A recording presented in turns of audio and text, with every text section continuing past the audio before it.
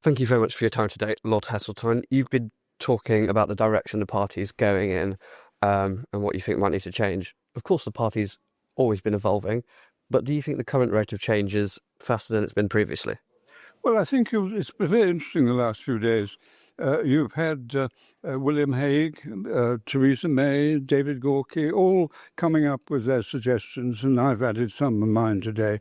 So I think the sensible thing for Kemi Badenoch is to listen to the whole thing, take the pulse, get out and find out what the country's all about, look at some of the opinion polls and the focus groups, and then try to work out how actually she gets a majority at the next election.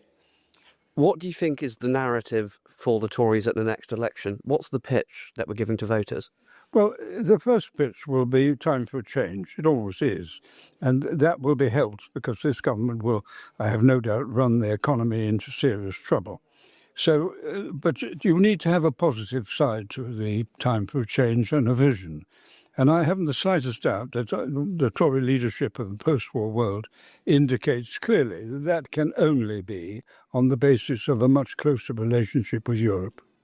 And so you mentioned the polls. The party is some distance behind reform now in the polls. What do you think is the pitch the Conservative Party has to give to someone who's considering voting for reform?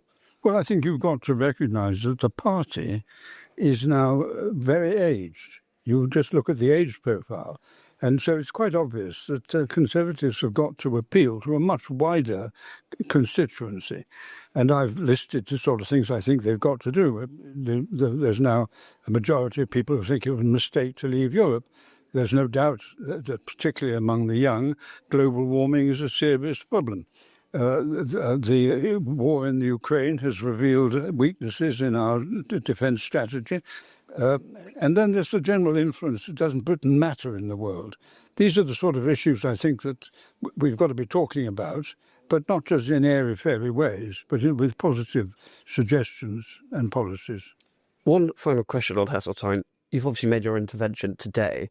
Are you an optimist or a pessimist about the future of the party? Look, I first started working at the Tory party in 1951. You can't be anything other than an optimist if I'm here in the age of 92 trying to play some small part in the policies of the party. Thank you very much for your time.